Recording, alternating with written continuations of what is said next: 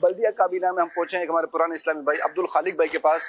ان سے ملاقات کریں گے اور دیکھیں گے یہ امیر اہل سنت کی بارگاہ میں کیا سوال پیش کرتے ہیں. جسمانی مریضوں کو اللہ شفا دے دے. ہمارے کسی اسلامی بھائی کے پاس آئے ہیں جن کی عمر 73 سال ہے. آج ہم ان کے پاس آئے ہیں, ان کی طبیعت تھوڑی ناساز ہے.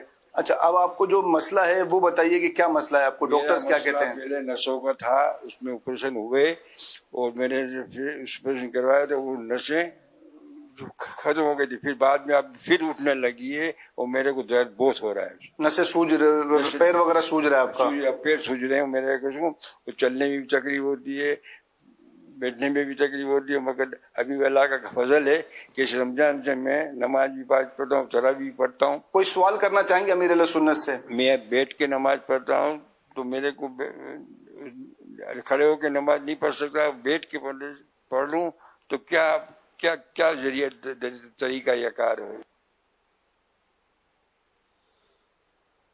اس کا تو مسئلہ تھوڑا پیچیدہ ہے کہ واقعی یعنی بیٹھ کر نہیں پڑھ پاتے کھڑے کھڑے, جب بولتے ہیں میں چل سکتا ہوں تو اگر بیٹھ کر واقعی نہیں یعنی کہ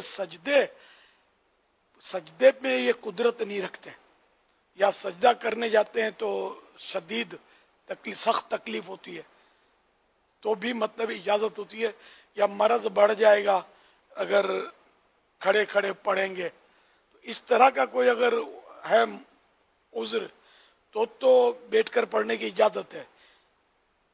اب وہ بھی بیٹھ کر, ہاں بیٹھ کر بھی پھر, لیکن اگر اتنی طاقت ہے کہ کھڑے ہو کر اللہ اکبر کہہ لیتے ہیں فرض سنت فجر اور وتر میں خاص کر یہ خیال رکھنا ہے, تو کھڑے کھڑے اگر اللہ اکبر کہنے جتنی طاقت ہے تو بھلے اتنا ہی کہہ لیں اور بیٹھ جائیں, یا کوئی پکڑ کے رکھے بیٹا یا خادم, یا دیوار سے ٹیک لگا کر کھڑے کھڑے قیام کر سکتے ہیں, تو یہ سب کرنا ہوگا.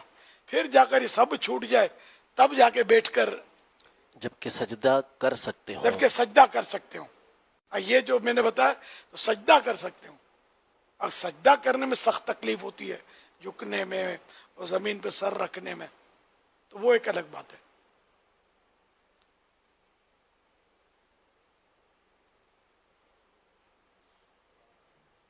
پھر رعایت ملے گی. اس میں کرسی پر نماز پڑھنے کے احکام ایک رسالہ مکتبۃ المدینہ نے چھاپا ہے, تو وہ اگر دیکھ لیا جائے اس میں انشاءاللہ اور معلومات حاصل ہو جائیں گی. اللہ آپ کو شفا کاملہ نصیب کرے, اپنی رحمت سے آپ کو مشرف کرے. ہمت رکھیے گا, صبر کیجیے گا, اللہ آپ کو شفا کلی عطا کرے.